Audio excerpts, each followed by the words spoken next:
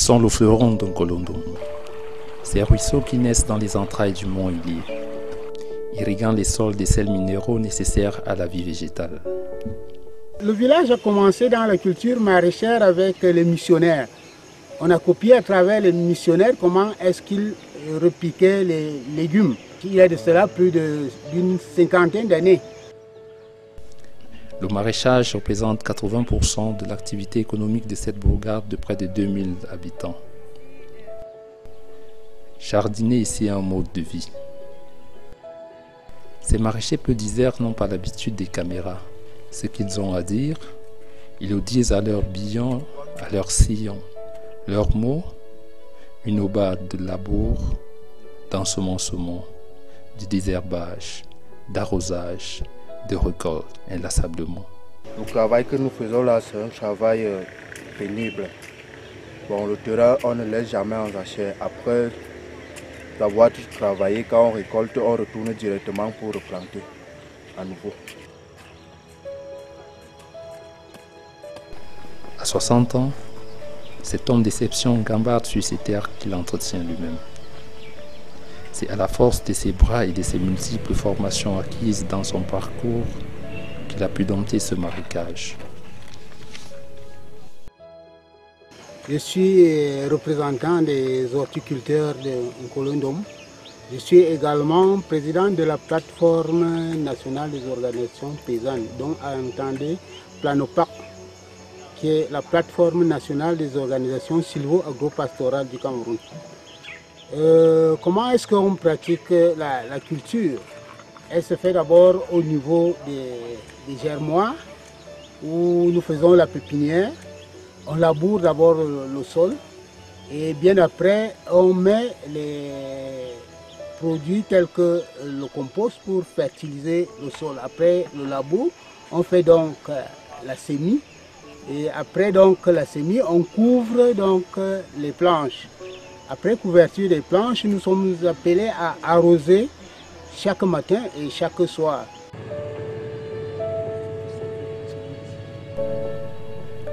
Chaque seconde ici sérine l'alchimie entre l'homme et la nature. Poétique, verte, respectueuse. Nous faisons pratiquement les cultures biologiques. Nous avons appris à faire les biopesticides à travers la FAO. On engraisse le sol avec les fientes de poule que nous avons à notre disposition. On utilise également la fleur marguerite, donc c'est un élément fertilisant.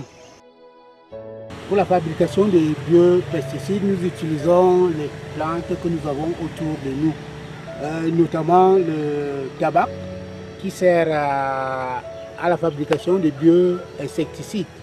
Donc également les feuilles de papayer qui servent à la fabrication des fongicides bio. Donc comment se passe? Nous allons passer à la phase démonstrative.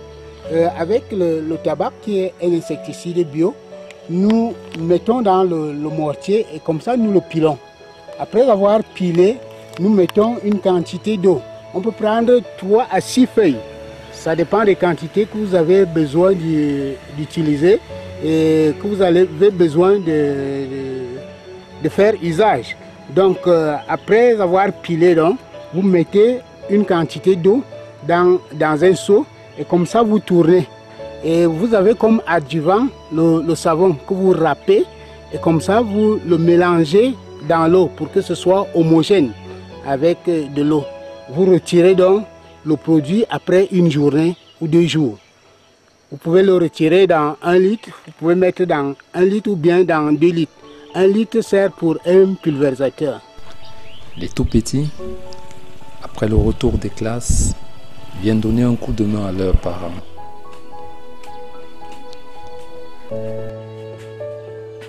Légumes, plantes condimentaires, laitues sont commercialisés selon une planification bien orchestrée. En termes superficiels, nous avons 47 hectares de culture maraîchère, donc de légumineuses. Nous sommes organisés en secteurs de production. Nous avons subdivisé le village en 3 secteurs. Chaque secteur a un jour de marché. C'est comme ça que nous alternons de temps à autre. Donc une rotation pour approvisionner le marché du fruits. Sous la lueur crépusculaire, ces poètes des marais, le pas tranquille, s'en vont rejoindre leur domicile, bercés par la musicalité d'une chloropoésie, devenue un art de vivre. Un dernier vers, comme un dernier souhait. Avant d'évoquer certains problèmes auxquels nous faisons face, je tiens d'abord à remercier les efforts fournis par le gouvernement à travers la FAO qui nous a appuyés en intrants agricoles et en petit matériel agricole. Parmi ces problèmes, nous avons les inondations, nous avons les problèmes d'irrigation, nous avons également des problèmes post-récolte. C'est-à-dire nous produisons énormément, beaucoup, et ces produits sont périssables. C'est des denrées périssables qui ont besoin d'être transformées et d'avoir des magasins de conservation. Nous sollicitons donc de la part du gouvernement des appuis pour que cela soit fait.